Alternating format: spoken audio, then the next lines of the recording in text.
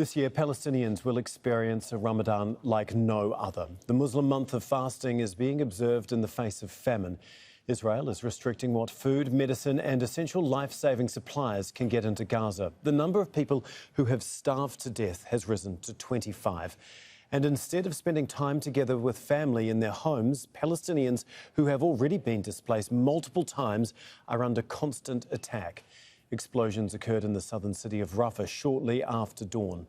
But camps and shelters have been attacked across the entire strip. More than 31,000 Palestinians have been killed since October. Jalida Aga reports. Ramadan is normally a time when Muslims come together to fast, worship and reflect. But after 5 months of unimaginable violence, people here will instead have to endure the pain caused by Israel's relentless war on Gaza. I came here to buy, but I can't find anything to buy. There's nothing. No dates or milk or anything.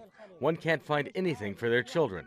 All these canned goods are full of germs that infect the stomach. We need vegetables and fruits to feed our children because they've weakened and died from hunger.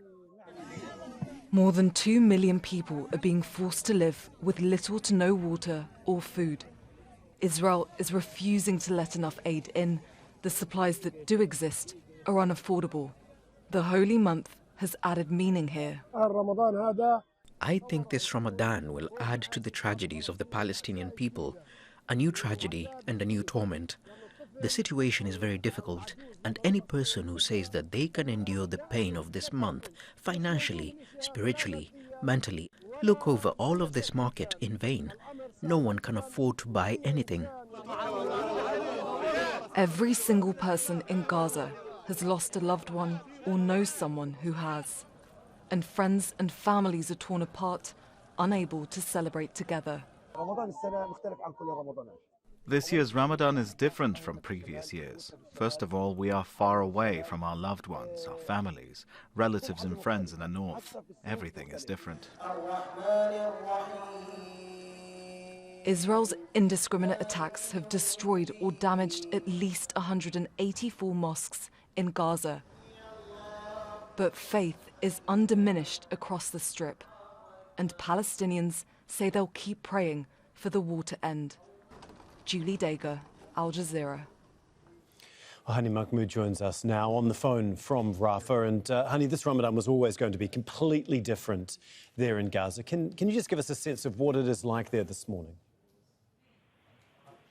Yeah, good morning, Tom, and happy Ramadan for those who are observing it everywhere. And definitely this year is completely different in comparison to the past years, and the fact that Palestinians across the Gaza Strip are starting this Ramadan as they continue to face food shortages and a famine that is spreading in the northern part in Gaza City and already causing the death of some 25 children and 2 elderly and a young woman. It's just very difficult time given that the markets here, if we think of overcrowded southern part of the strip, mainly Rafah city, where the market is completely almost depleted of basic supplies, or either they are at a very high price. Not everyone is able to afford to buy the basic stuff that they need for Ramadan. But people are still grieving, and the fact that their families are torn apart, with some family members remaining in the northern part facing this acute famine, just makes them less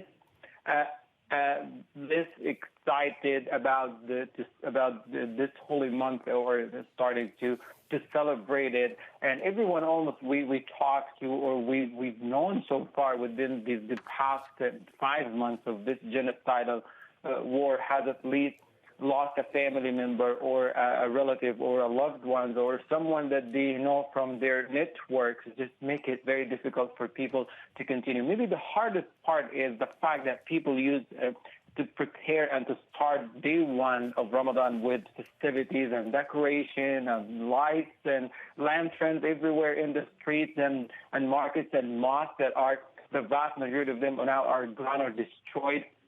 These little details are that what makes people celebrate and feel the spirit of Ramadan do not exist anymore. And just yesterday a brief walk in the market, and just the looks on people's faces, just the depression and despair is just unmatched. It's so difficult that they're starting this holy month of Ramadan with this feeling, being heartbroken, basically. Okay, thank you so much for all of that, Hani. Hani Mahmoud for us there in Rafah.